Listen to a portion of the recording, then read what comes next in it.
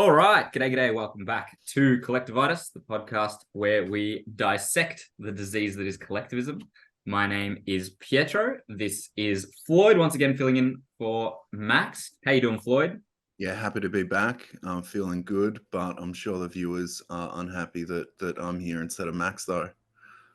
The three screaming young lady fans that we claim to Yeah, have were yeah, definitely happy to see Max come back. yeah, But hey, what can I say? Listen to this show instead of watching it, and you don't have to look at the two of us. So that's a solution to that problem. And then when Max comes back, you can start watching again. yeah. All right. Well, we haven't done an episode on kind of what's been happening in a little while because we interviewed Ethelyn and then Max told his story about his adventures in Mexico last week. So we're going to talk about some of the stuff that's been going on. And one of the first things, which is a little dated at this point, it's 2-ish weeks ago that this kind of happened. But I haven't seen too many people talking about it. So I think this is an interesting one to start with.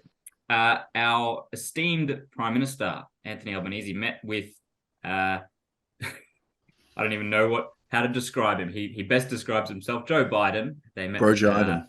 Bro Jiden. They met to discuss Australia and the US and all the fun things that go along with that alliance a couple of weeks ago.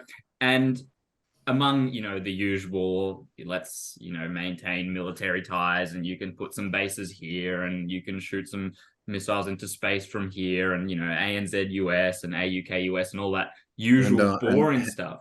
How do we condemn some protests and riots, but not other ones? Yeah, that's right. Let's make a list of all the good state-approved protests and all the naughty state-disapproved ones, and figure that out so we can all be on the same page. They did something kind of new, and it's new not because it's new for the government to want to clamp down on burgeoning new technologies, but it's new because the technology is so new and so difficult to kind of predict.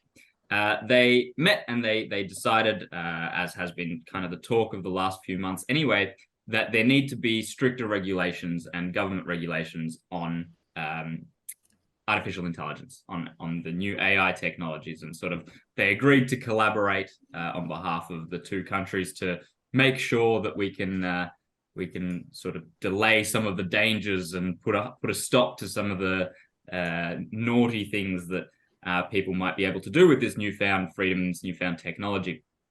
So I've got some thoughts on it, but I will give you the floor first. What are your thoughts on, not just them two talking about it, but the fact that them two talking about it is, I guess, a signal that the broader world is going to be talking about this at a government level. Yeah, I'm sure these discussions have been happening everywhere. But yeah, AI, it's an interesting topic in regards to what everyone seems to think about it, and how each of the world is going to use it. I'm sure there's some people out there that be like, AI is how you're going to create the big brother state, and other people are saying, well, AI is the way you're going to liberate it all. I wish the socialists were talking about AI, because that's the way you're going to get the worker empowered, and you're going to get 3-day weeks and stuff like that. I'm sure that's their point of view of it all. But yeah, I could definitely see AI regulations happening, just because really where they want to go with it. Do they want to give the fear of the fact it's going to take your jobs away, or that AI is going to control you? Or do they want that state-run AI where it's like, all right, cool, we'll use AI to set up the surveillance state, or we'll use AI for our benefit, whatever that benefit is, to keep us in power, essentially, and then just limit the use to everyone else. You get ChatGPT, we get the ability to, exploit the financial markets and control those. Yeah, I think it sounds like we're probably going to be on the same page here. I think a little bit of both. I've been recently rereading a book which I know is from your favorite author. I've been recently rereading 1984. Oh, yeah. And I can't help but there's some sort of plot holes in 1984. The world that's described is obviously the point is that it's so totalitarian, and yet at the same time run down and crumbling at the seams, because there's no way that a socialist country on such a large scale can afford to feed and clothe everyone efficiently.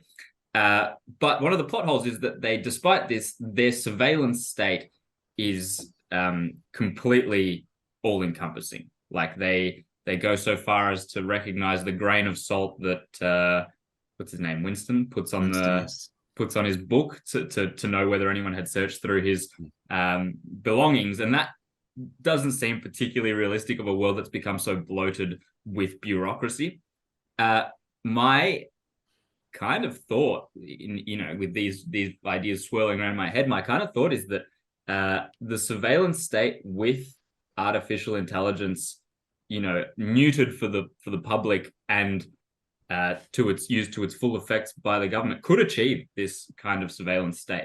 We're already seeing, like with China, they have the cameras that recognize facial recognitions and whatnot, but there's nothing to stop this level of if there is kind of an entity such as artificial intelligence that can get to a point where it can reason like a person, and it can be programmed or taught to judge what the state sanctioned activities and behaviors would look like, and then alert whenever someone is breaking these, then there's no reason that we couldn't get to a 1984 level. That sort of level of surveillance and totalitarian control and micromanaging, which is the short for the state wants to micromanage everything. The big failure is that it sucks at doing this. And with AI, it could broaden its scope of what it can micromanage enormously. The difficulty at the moment is, of course, that the technology is so new, and at the moment, like, they don't know exactly what they want to be banning for regular people, and it does seem too strong-armed at the moment to try and ban this stuff. But I don't doubt that my view is that their strategy is to do it with these like slow encroachments to begin with, to the point where they get to a point where it's okay. It's not one day they turn it on and suddenly the surveillance state is on. One day we just realize that we have this muted version of the same technology that they're using to run our lives. I also think they prey upon, as they always do, the rational debate that seems to be occurring. Like, even among the private AI community, there does seem to be this debate of whether it's dangerous to accelerate the technology at breakneck pace immediately, as soon as we can. And there kind of seems to be a split between the two sides, half of which say, hey, no, let's go for it, this is going to liberate humanity, half of it which is going, well, we don't know, it might actually enslave it. I know Elon Musk is on the side of let's go cautiously. So I mean, that alone, Elon Musk is certainly not a state actor, I don't believe, given his recent endeavors. That alone kind of makes me think, hey, maybe there is some danger here. But as always, the best intentions and the best arguments are adopted by the state. Hey, look, even Elon Musk is saying there's some danger here. Let us come in and regulate it, is what I'm seeing happening.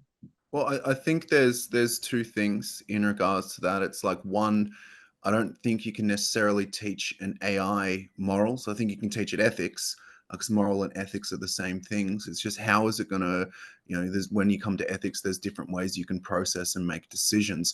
What's the ethical modeling that we're going to put into the AI? How's it going to recognize this is ethical, this is unethical? I think the best way to curb that is to make it open source. I'm a huge advocate for open source. I'm huge on my technology rights. This is where I lean a little bit to the left in regards to make it all open, make it all free. But anyway, you get into like GNU stuff, and it's like, what is free? Free isn't necessarily you don't pay for it, but free is just that it's open to you. But I think if you make AI open source, everyone can see the source code, no matter how complex that source code might be. You can still see, all right, how is it processing things? We believe this is processing ethics incorrectly.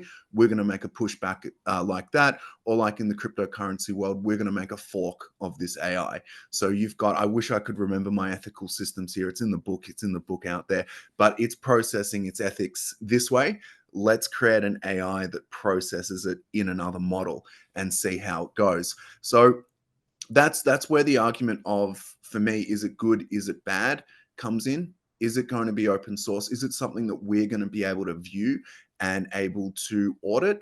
or is it going to be something that's going to be closed off and, you just have to trust the science because, technology is science. And I think, unfortunately, the way that people are going is towards the trust the science model. But I'm pretty sure Elon Musk is a open source dude as well. Okay. Yeah. I'm glad you mentioned Bitcoin because that was actually a point I was going to make. I Still, think there's a BTC, that's for me. there's I think a direct parallel here between because I mean Bitcoin, like the technology. Now I had a Bitcoin expert on the show a Yep. little while ago.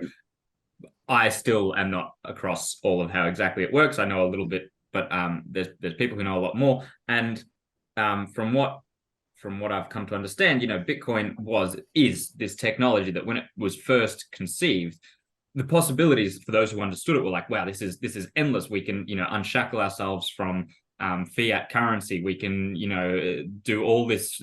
So much freedom for the consumer and for the people operating through Bitcoin because of how the technology works. And yes, the technology is designed to be subversive to how the government wants to operate with this monopolized use of currency and would offer so much freedom. And the first thing that the government did, or not the first thing, but as soon as they kind of came to grips with what this technology was and how it was intended to be used, was they started adopting it for themselves through this idea of central bank digital currencies, which is now something which a lot of European countries have already stated is the aim. Biden tried to float it a little while ago, I think about a year ago, and to enormous dissent. And since then, they've kind of stopped talking about it quite as loudly. But that was the goal. Like the only reason that they haven't gone ahead with it is because the public is currently still too alerted to the dangers of that. And maybe they'll try it again in a year, 5 years, 10 years, and see if it flies then. There's always this push that with this new technology that's supposed to be freeing, the government immediately tries to curb it and use it for its own devices, which are incredibly unfreeing. As restrictive as fiat currency is now and how monopolized it is by the government, it's nothing compared to a central bank digital currency world where there is no cash and your social credit score is tied to your access to your bank account, which they could do realistically. And it's exactly the same with AI. As much as it could be freeing in terms of you have access to all, and I don't even know the limits of what we can achieve with AI. I don't know enough about it. I know that already loads of people use it to just in their daily lives incorporate it into figuring out a way to best do something. I know certainly that the students that I teach use it to cheat on their essays and on the poems that they write. Don't come on, guys! Don't. The one thing you shouldn't cheat on is a poem. I mean, that's from the heart. If you're watching this, guys, do not cheat on your fucking poems. Well, I cheat to catch them if they've done so. So I'm using AI to check if they've used AI to. So the possibilities I'm sure are far more wide-reaching than the experience that I have. But this technology that's meant to be liberating and meant to open up all these new avenues for us could end up being, if we go to the totalitarian limits of the complete surveillance state, way worse than the status quo currently. And that's the fear, I think. If you can imagine, like, it sounds in the realms of science fiction, but 10 years from now, like, we have technology now and we have states that are malevolent enough to want to instill both an AI-powered surveillance state and a central bank digital currency, which the surveillance state enforces. Like that, that's as dystopian as you can get. That's worse than 1984. The future predicted by Orwell is not as bad as what we could realistically have. I think you're still getting because it's this idea of stakeholder capitalism, where at least 1984 it was this mimic of what I guess was Stalinism in the book, but this whole idea of we're going to control the market as opposed to at least give the illusion that everything's freely distributed amongst people, but I think the whole question with that is, this might be getting into a deeper kind of philosophical thing, is like, can a machine have consciousness? Can it have a soul? What does that mean? How do you program that? And I think that's where the blockage comes. I don't think AI can have something necessarily like a soul. It's just a machine. Hmm. We'll see if that's true or not, and for the curve of it. But yeah, I mean, but you see what's happened with science fiction. I mean, in Star Trek, they all had touch screens, these little touch screens that you use. And now we have iPads. So you could be seeing the worst case of it all happening and unfolding. Yeah, and science fiction has been trying to answer that question for as long as it's existed, really. The question of, is a clone equivalent to a Mm. human being? Is a robot that can have, self-awareness, is that equivalent to a human being? Or is it at least, unethical to kill it in the way that we would kill a toaster or a microwave or something?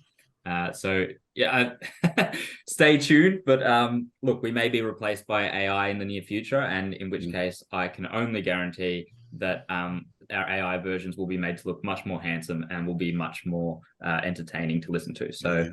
it's only Well, good news from here. and it's a funny thing that for decades, dare I say, like centuries, you went to university and got your Bachelor of Arts or your PhD in philosophy and ethics.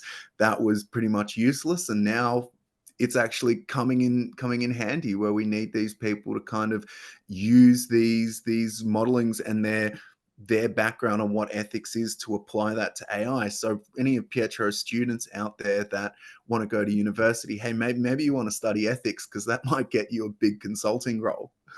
And maybe the STEM fields, which have been historically the ones where all the money and all the actual useful degrees lie, they'll all be replaced by AI that can Yeah. do it way better and can process way quicker than humans. So you heard it here first. We have talked a little bit of shit about universities in the past. Go study philosophy. Don't do your math homework. Ignore science. A robot can tell you about it But when you actually need to anyway. independently study it, and then get private tutoring, so you're subverting university, and then become an expert on it, so you just get instantly in a PhD place for whatever reason, and then you just do your thesis, and it's like that, and it gets sponsored by some big company, some big IT company. Create a Substack about your ethics in IT, as opposed to going to university. There we go. I've done it correctly. Have you used much of like ChatGPT and stuff? Do you use it very often? Yeah, unfortunately, work has implemented Bing AI, because we go with the whole Microsoft suite. First thing I wanted to ask it, it's tied to my work account. I wanted to ask, did Bill Gates go to Epstein Island? See what the Microsoft AI has to say about it. But yeah, I'll use it a bit. It's pretty much just like an advanced search engine for me. I haven't used Yeah. ChatGPT, but I hear that's a lot better.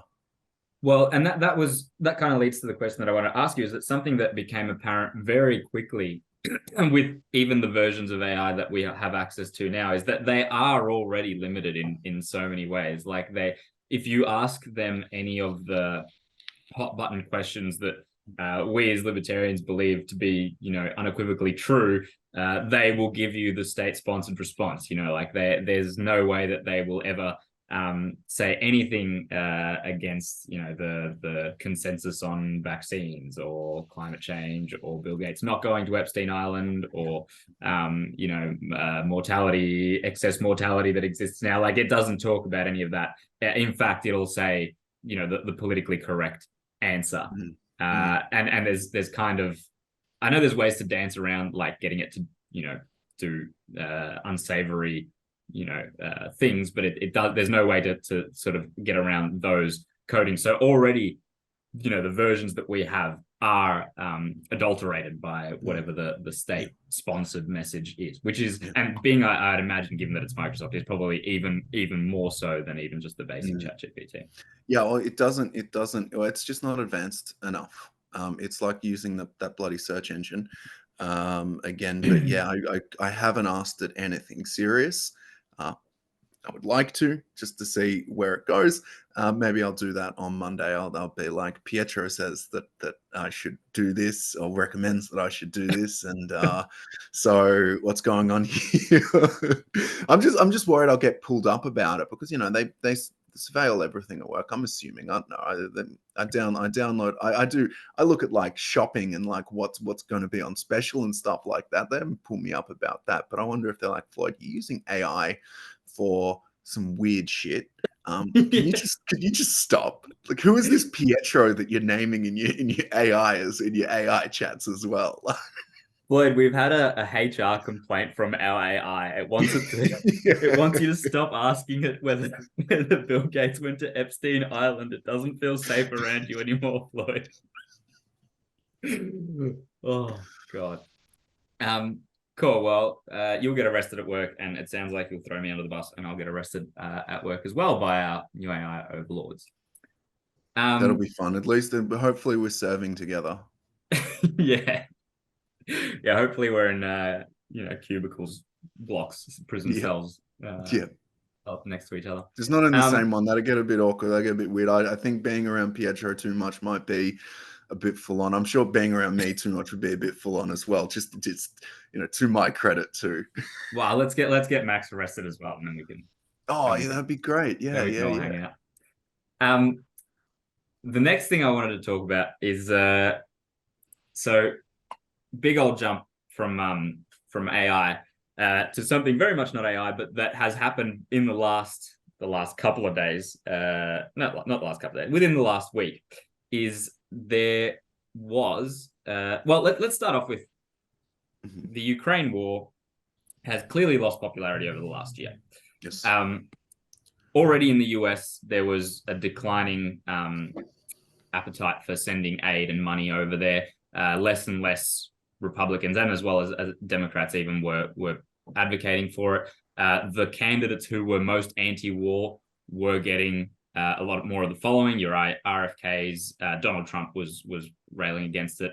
Vivek Ramaswamy, who we'll talk a little bit more about later. Even DeSantis was kind of being forced to say that he wasn't that he didn't want to back the Ukraine war, and he was dancing around it because he really wanted to back that war, but he couldn't say it because the vibe was so much against him. So the declining popularity had already been happening, and this was before the US's sweetheart baby Israel got its own fresh new war that the US could flood money into. And since then, support for Ukraine has plummeted very much so. I just wanted to show a clip from just 2 months ago when the propaganda machine was still trying to prop up Ukraine, and this would have been a few days before the Israel thing started, because we're about at the 2-month mark with Israel. So I'll just show you a clip from 2 months ago, what the corporate press was saying. Tactically in 3 areas: towards Bakhmut to the south, to Advika, and down towards Robotyne with an objective of Tokmak. And when General Miley was asked whether the Ukrainians were having any success or whether it was failing, he said it's too early. He said it's too early because what has been happening with planning on paper is very different to the reality of what's going on the ground. And Admiral Radikin turned around and said, actually, when you put it into a wider context and look at what is happening in Russia and the position that Russia's in, it is quite clear that Ukraine is winning. And with that, in looking at what Russia is doing, Russia's having to rely on some interesting relationships. And we saw earlier in July Shoigu, the defense minister from Russia, visiting North Korea and Kim Jong-un, and this huge defense exhibition. That's turned into Kim Jong-un now coming or saying that he's planning a visit to Moscow to sign a final deal to supply weapons to Russia. Now, if Russia is having to rely on North Korea for weapons, that ties in with what Admiral Radikin was saying, the desperate state that Russia is in from a military perspective, and that Ukraine is winning. So you heard it here first. Turns out Ukraine's winning. Yeah, well, I always thought that. I mean, come on, I never defy, what the popular kind of right opinion is. Not only is Ukraine winning, but those stupid fucking Russians are going to have to talk to the stupid fucking North Koreans to get their stupid little baby missiles over to help them beat big, bad, tough Ukraine. As part of this unholy alliance that's starting, and Russia's the forefront of it, with this huge coalition of that part of the world. I don't know whether what you want to call it, whether you want to call it Asia or Eurasia or whatever. But yeah, that unholy alliance is starting. Everyone needs to get on their feet because this is the precipice of it all. It's like, well, okay, who are Russia going to trade for weapons and stuff with? We've banned trade to every other country. It's like, yeah, they're going to North Korea, they're going to China probably. Like, well, look at them. Look, we told you they were bad. They've gone and traded with the only people they're allowed to trade with. Look. Anyway, so clearly the Ukraine war is not going as well as they would have thought. And I'm just going to read from a Times Magazine article, which came out a few days ago. I think it was about 5 days ago. And this kind of started the whole spiral of people suddenly talking about the fact that Ukraine is not winning after all. And it's really sort of, it's yeah. Well, the mainstream conversation about Ukraine not winning, because lots of people were talking about Ukraine not winning, but overwhelmingly the mainstream was still like, yeah, the counteroffensive, they're all heroes. Zelensky's in the trenches. He's killed like 600 of these Nazi Russians. Which, if we want to talk about Orwell, that's just going to get memory hold. We always shied Ukraine away from fighting this war. You know, we told them not to fight this war. We tried to warn them. So the article reads about Zelensky. Zelensky feels betrayed by his Western allies. They have left him without the means to win the war, only the means to survive it. But his convictions haven't changed. Despite the recent setbacks on the battlefield, he does not intend to give up fighting or to sue for any kind of peace. On the contrary, his belief in Ukraine's ultimate victory over Russia has hardened into a form that worries some of his advisors. It is immovable, verging on the messianic. He deludes himself, one of his closest aides tells me in frustration. We're out of options. We're not winning, but try and tell him that. Zelensky's stubbornness, some of his aides say, has hurt their team's efforts to come up with a new strategy, a new message. As they have debated the future of the war, one issue has remained taboo, the possibility of negotiating a peace with the Russians.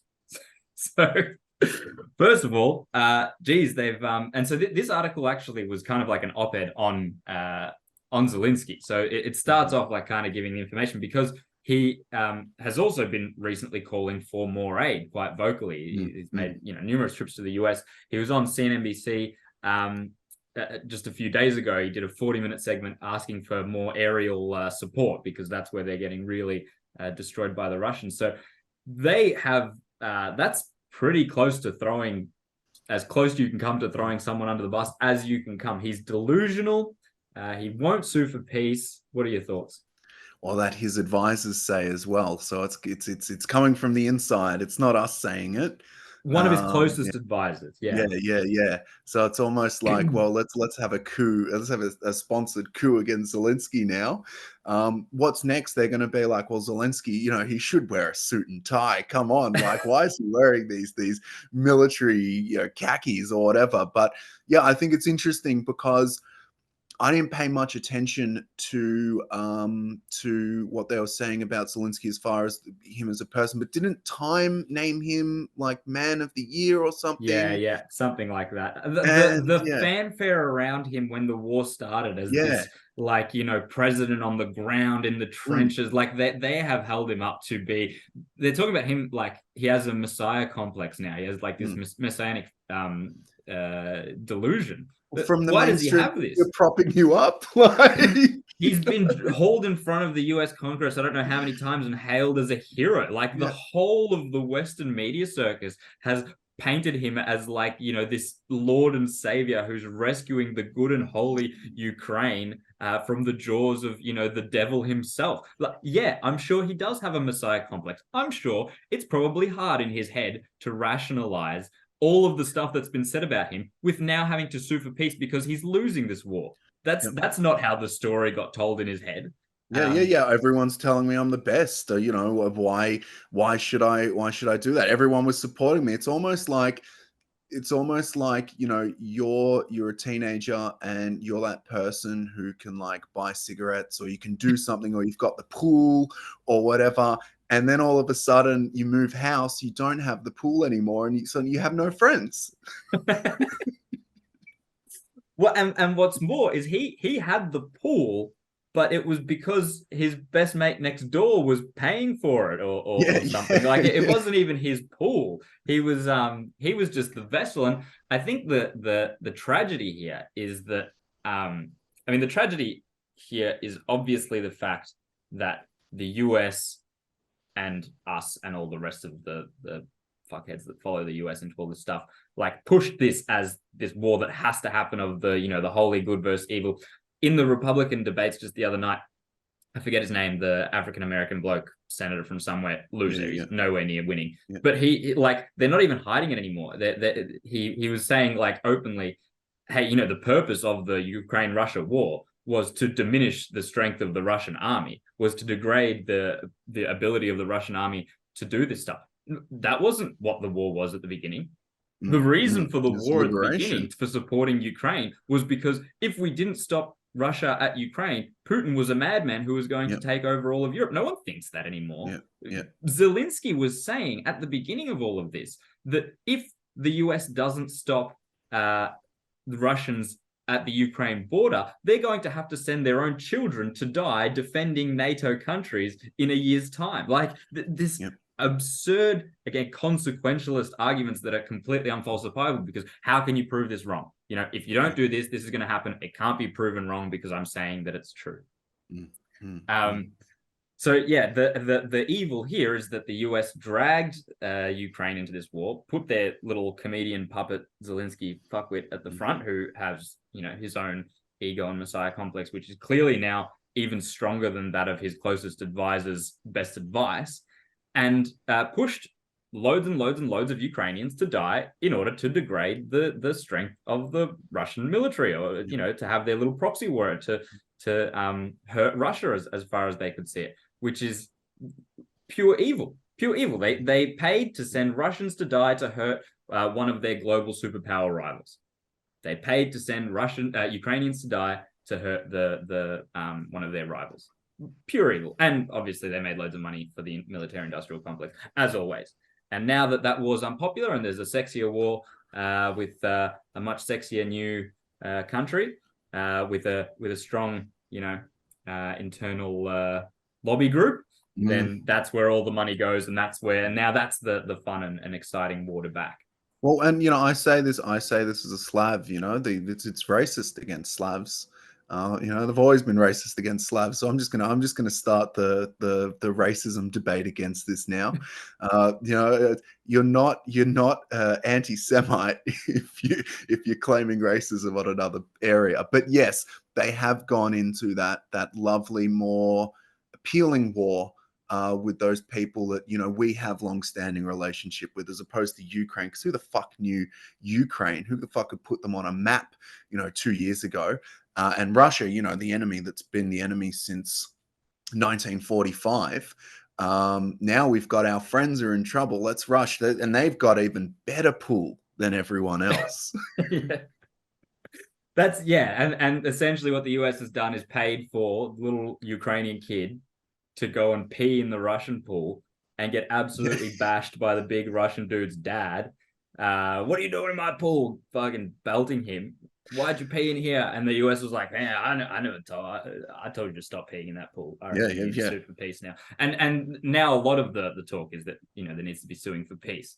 And all of this is completely overlooking the fact that in April of 2022, a few months after the war had started, there were already negotiations for peace for the couple of territories, the Crimea, the Donbass, Crimea, to be ceded, because they're mostly Russian speaking anyway, and ethnically Russian, because Ukraine couldn't possibly fight this war against this much larger superpower. And Boris Johnson went and met with Zelensky, and this was reported by Fiona Hill, that met with Zelensky and told him not to negotiate. We will support you as far as you need. We will give you as much aid as you want. And now Zelensky, you can understand why he's surprised and curious and furious with what the US is doing. He's like, what do you mean? You're the reason that we said we'd fight this to the bitter end. You're the reason that I've got this messiah complex. You told me you were going to back me to the very end. But you're the US. you're the only ones who can win this. So he understandably is frustrated at this because he's been used as a pawn, and I think everyone saw it earlier than he probably still hasn't seen it. And yeah, anyway. Well, I think why they didn't do the original peace talks is Boris Johnson, he's kind of like a wannabe Trump. And he comes to the peace talks and they're like, what the fuck? You've sent us this wannabe English Trump? Give us the real Trump and we'll actually sit at the fucking table here. Yeah, well, the real Trump was already gone at that point. They could have sent them old man Biden to and fall asleep his way through a conversation. Yeah, they never do this, but employ Trump as an emissary or a diplomat or something. We're giving you a 7-day contract. We're paying you $7. If you don't pay tax on this, we'll jail you for it, though. Enslave Trump. That's how we solve the war crisis in Ukraine and Russia, is enslave Trump and force him to work. There's like in the in US law, there's a certain like government role that if you have that role, you can't run for president. So they give him that at the same time. So just fuck him over totally. I mean, yeah. Sure, that could have been a solution, but I think the broader picture is what always seems to stand in these situations here, which is whenever there is the cry for war, all of the reasons to go to war are the loudest and the most vociferous, and the ones that get blasted everywhere right at the beginning. And the dissenting voice against war so often is the correct one. And with all of these things, it feels good and it feels right, to defend Ukraine. Russians are invading, right? There's this, it's like the whole world, and I think the government exploits this. The whole world has grown up on Disney movies and on, the fairy tales that the good guys always win in the end. And the state continues to perpetuate the fact that this is true in the real world, even though it's not. It's not true. There's no reason why the army of the good guys, whoever you decide are objectively the good guys, is going to beat militarily the army of the bad guys. But we have this lie continuously fed to us. And that's the idea behind, the Iraq War. And that was the idea behind here. It's like, well, no, we have to defend Ukraine. And that's right and good. And it was, even if you could argue that it's right and good, it was the best thing to do from the beginning, was to sue for peace, even if it meant an injustice, even if it meant the injustice that Russia would take a few of the territories away, because that is objectively the one that causes the least harm to the people of these countries, even if it's hard to swallow, hard to stomach. And that's the exact same thing as what is kind of happening here in the Israel. So you're actually in Israel? Is that what you're saying? I'm reporting from on the ground here in Israel. But it's exactly the same thing here, as both sides are kind of like, hey, there's, we're the oppressed ones, and there's oppression on both sides. And I'm sure there's an argument you could make for either side, having a right to, destroy, we need to destroy Hamas. Okay, sure. To do that, you're going to have to continue to kill loads and loads and loads of civilians. Yeah. Yes, objectively, Hamas is evil. It would feel great to wipe Hamas off the face of the earth, as all of the Republicans at the debates say. But to do this, you're going to have to kill a lot of human beings. Maybe the solution here, and I don't know exactly what the solution is, but whatever causes the least harm to the human beings on the ground, even if it feels like a tough pill to swallow, even if it feels like it's an injustice, is actually going to cause the least harm. Because we don't live in a Disney world where you can destroy Hamas and save the world without causing irreparable harm to millions and millions of people. We don't live in that world. And all Democrats and Republicans, both sides, and everyone else here, left, right, everything, pretends that we live in this world, which we don't. And I think in the internet age, the information age, in the Disney movies, you don't know what happens because the victors write history. Whereas now, I mean, you've got more history than ever. When people can read and write, and you've got all this information sharing, then you can see both sides of the argument now. So you're kind of trapped in this complex of, yeah, well, we'll always be considered the good guys. We're bombing hospitals. Sure, Hamas might be in there, and we're also killing some children and stuff. But we'll just be remembered as that'll be a stronghold that we bombed. And it's like, no, it won't, because we can kind of see what's going on here. We can see the atrocities on both sides. You better get used to that fact that we're going to remember this.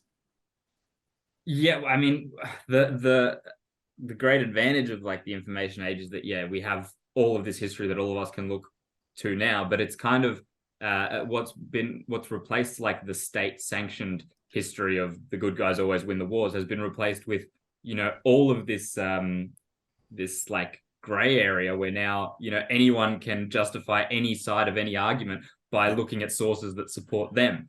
And this in turn is also like kind of causes people to get radicalized and enraged within their own sort of bubbles. Well, it's funny. I'm wondering, because you see a lot of news feeds and stuff come through, and some will be anti-war, but they'll report what Israel's doing. Some will be anti-war, but they report what Hamas is doing. Some are pro-Israel, some are pro-Palestine. And I just wonder how much of this is fake news, how much of this is actually propaganda, because you can't tell anymore. It's like, oh wow, that's really interesting. Then you kind of, your brain kicks in, and it's like, wait a second, this could be a fucking lie. Yeah. The propaganda is on both sides, and because both sides kind of see themselves in this information war where the other side is willing to use propaganda, they're like, well, we have to use propaganda on our side as well. It's and anyway, we weren't even meant to talk about the Israel-Palestine conflict, but we can't avoid it. I mean, everyone's talking about it. It's what's going on right now. And I think when you've had one war and then you have another war after it, you've got to draw parallels. You compare and contrast, which your students should be doing as well. Well, if I want to find out what my students are going to think on the issue, I'll just ask ChatGPT, and that's the answer that my students would be giving me. So compare and contrast, guys. That's the way to do it. All right, we did have one more thing that I wanted to talk about, which is recent news, recent happenings, which is that the Republicans had a debate, debate for the primaries in Miami, so Ron DeSantis's home ground of Florida, just a couple of days ago, and Trump didn't turn up, as Trump has decided he's going to not even dignify the people there with his presence, which I think is hilarious. Trump is definitely winning the meme war at the moment. The recent thing with Ron DeSantis is that he started picking on the fact that Ron DeSantis is wearing high-heeled boots. He noticed this, and he noticed that DeSantis is walking funny, and now you can't unnotice it. DeSantis is using high-heeled boots to make himself look taller, which is like kind of sad on its own. And now that it's been pointed out and Trump has honed in on it, DeSantis can't stop wearing these boots, so DeSantis continues wearing these boots. Which Ron, you're a bit shorter. What the fuck's going on? Are you shrinking, man? Like, which has continued to play into Trump's hands. And Vivek Ramaswami, who I've got a lot of time for, he's done a lot of the sort of libertarian podcast circles recently. So he's a bit hawkish on a few things. But for a Republican, he's about as good as you can expect. His most fervent kind of opposition has been to Nikki Haley, which is the reincarnation of Dick Cheney and George Bush. The neocon, give me a war, dear God, let me start a war with Iran, let me start a war with anyone. I just need to use this military. I'm itching here. She was the UN ambassador, and then went from there directly to being on serving for I think it was Boeing, like a military company. So she's got all the hallmarks of someone who is compromised by the military industrial complex, and sure enough, she is saying exactly what the war machine wants her to say. I wanted first to show a couple of videos of exchanges between her and Vivek Ramaswami, who has been really good on Ukraine and Russia and relatively good on Israel. He has been arguing that Israel has every right to defend itself to its absolute limits, to appeal to the Republican base, but he's also saying absolutely no US aid whatsoever. So kind of would.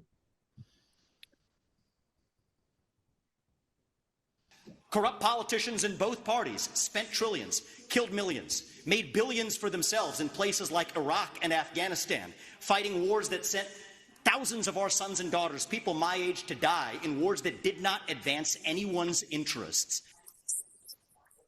National debt. And Joe Biden sold off our foreign policy.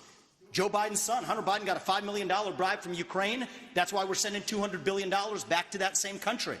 The fact of the matter is the Republican Party is not that much better. You have the likes of Nikki Haley, who stepped down from her time at the UN. Bankrupt or in debt was her family. Then she becomes a military contractor. She joins the board of Boeing and otherwise, and is now a multimillionaire. So I think that that's wrong when Republicans do it or Democrats do it. That's the choice we face. Do you want a leader from a different generation who's going to put this country first, or do you want Dick Cheney in 3-inch heels? All right, Mr. In which case, we've got two of them on stage tonight. Ramaswamy, thank you. Yes, I'd first like to say they're 5-inch heels, and I don't wear them unless you can run in them. We've got two of you on stage. The second thing that I will say is I wear heels. They're not for a fashion statement. They're for ammunition. What we need to be doing for Iraq and Syria is, first of all, the idea that our men and women could be targeted and that we've allowed almost 100 hits to happen under Biden's watch is unthinkable. We need to understand this is Iran giving the green light, telling them what to do, and we shouldn't be doing the tit for tat like what Joe Biden has done. We need to go and take out their infrastructure that they are using to make those strikes with so they can never do it again. Iran responds to strength. You punch them one and you punch them hard and they will back off. But what we don't need is Biden falling all over himself to get back in the Iran deal. Him giving $6 billion to get 5 hostages home. Him telling... Okay, shut the fuck up, Nikki Haley. Shut the fuck up, Nikki Haley. All right, so any thoughts on the matter? Yeah, I mean, good on Vivek. Like, it's good that he's going for like an America First platform. And I was watching someone, I forget who it was, but they were saying like, you know, it was just like with our elections when domestic issues were the forefront of it all, but people were focusing on international issues rather than that. So yeah, he's the one that's really bringing it all back to America, and I'm going to better America rather than I'm going to do this all for Israel. But I think it's good. He's saying, yeah, let them worry about their problems. I'll worry about our problems. Yeah, and like as I said, he kind of hawkish on the whole, you know, Israel needs to smoke all them terrorists out, which I mean, I think is a pretty, yeah, it's a pretty, I don't know, I'd almost say naive way of looking at the whole thing. Mm-hmm. But the interesting thing was that because I watched the rest of the debates, the start of all the debates of all of the, you know, the initial statements for each of them, the first question they all get to answer, they all talk about the enormous debt and the fact that, you know, Americans can't pay their bills and we have to get the spending under control and all like the talking points of what the right-wing Conservative Party should say. And then they all, barring Vivek, go on to say, yeah, we need to support Ukraine. Obviously, we're going to continue sending aid to Ukraine. Ukraine needs our help. And we also need to fund and support Israel, anything they need. And we also need to start a war with Iran, because obviously Iran is this war that we need to start. And so they're going to join up with Russia if we don't do it. You know, yeah, exactly. Yeah. Yeah. All right, Iran, you can't trade with anyone but Russia. And the second you trade with Russia, we're going to smoke those terrorists on your border. So, yeah, I mean, it's God, Nikki Haley is so odious. I actually think it's great to have her there because it's like a nice focal point for all like the shit entrenched like Republican war hawk beliefs, which usually are diffused among like the senators and the congressmen, and you don't really know which ones are good and which ones are bad. Here is a nice shining beacon of just fucking war hawkery. And Chris Christie's just as bad, the big fat dude on the left hand side. I was wondering about Nikki Haley when Vivek's calling her out and she's just keeping her straight face.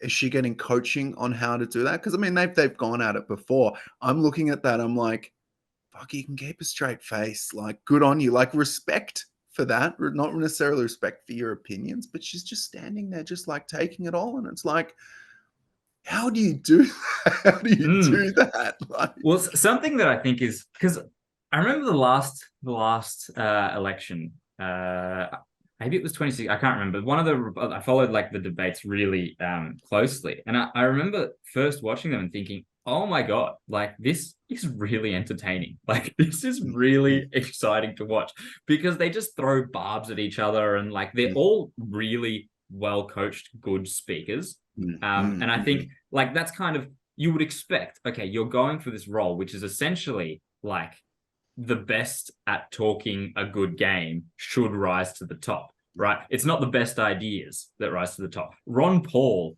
being so popular was an anomaly because he wasn't particularly charismatic in how he spoke. He just had, you know, the force of all these principles and ideas behind him. And he did throw in a few good barbs here and there, but he wasn't like as good a public speaker as these others are. And so like, and what's his name wasn't as well. The guy on the left of Bernie Sanders wasn't really either. Yes. They both, in fact, got a lot of groundswell support for their ideas, although Bernie's an idiot.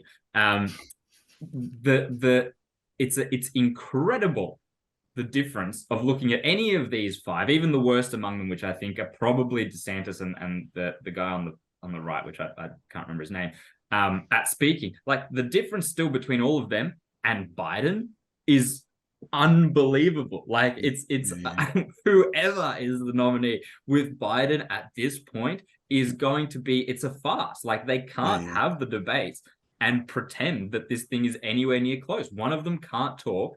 And any of these five are, as you said, you know, they're coached, they're well trained, they're good, like they have the capacity to have back and forth and sling mud and sling dirt when they need to, and they're sharp. And that's if there's one word that doesn't describe Biden, it's sharp. Yeah, for sure.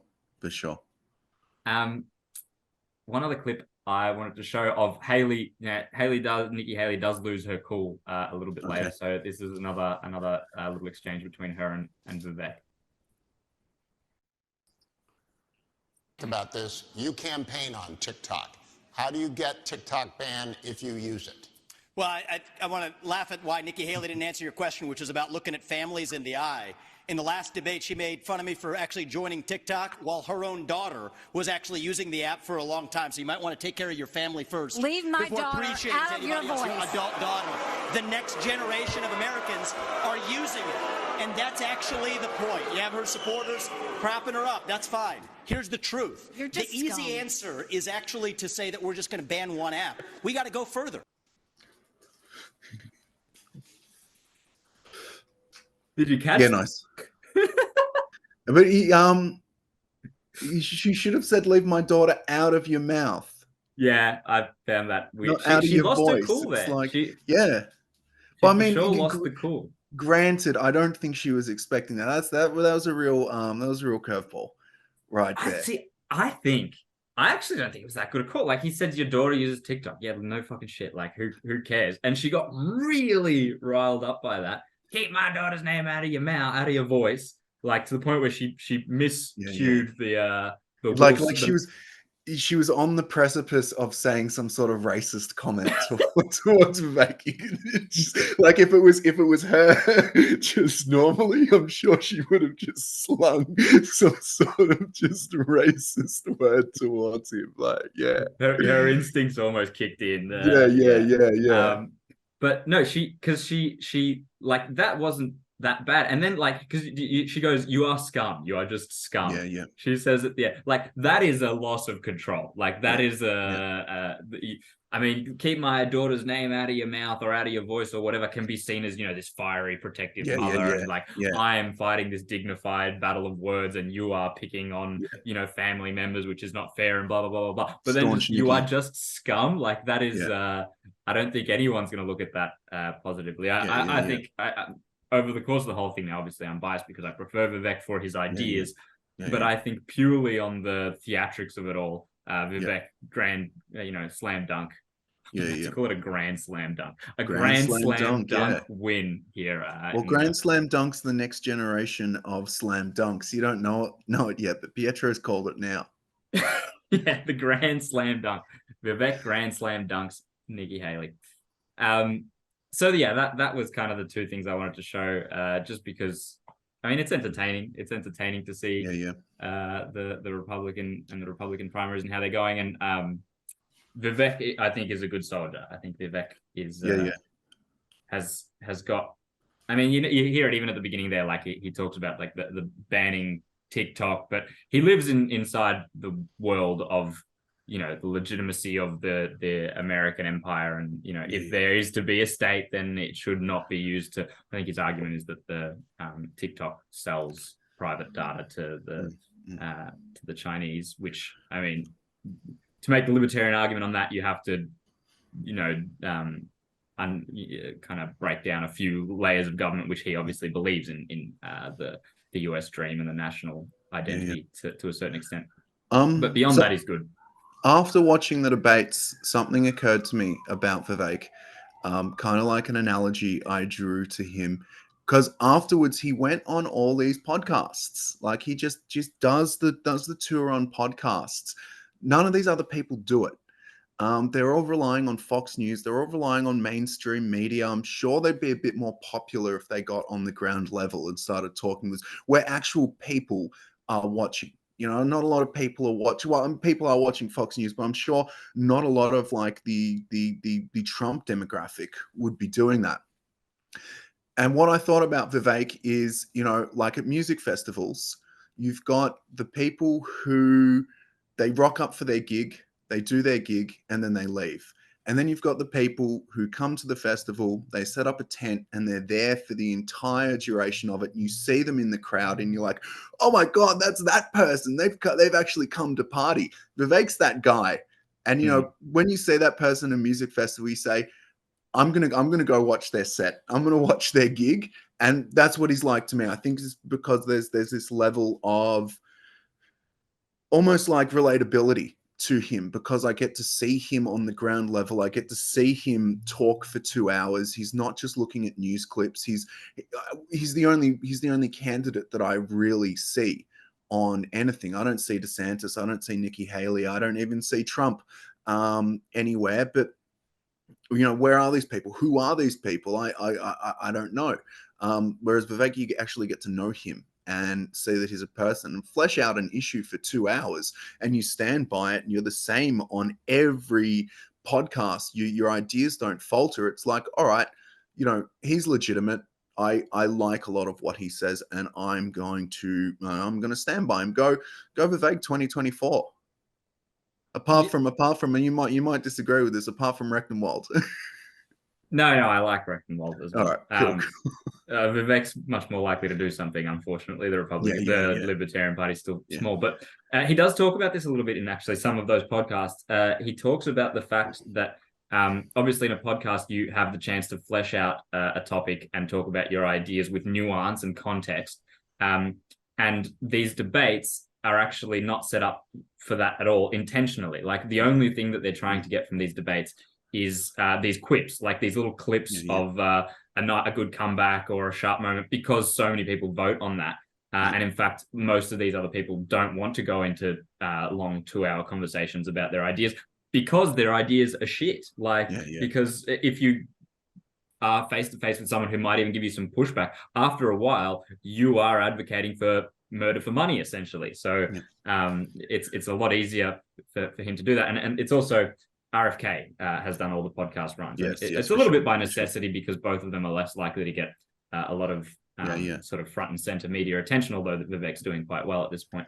But I'm sure if DeSantis did that, he'd be a lot more popular. DeSantis is weaker. DeSantis is weaker at talking.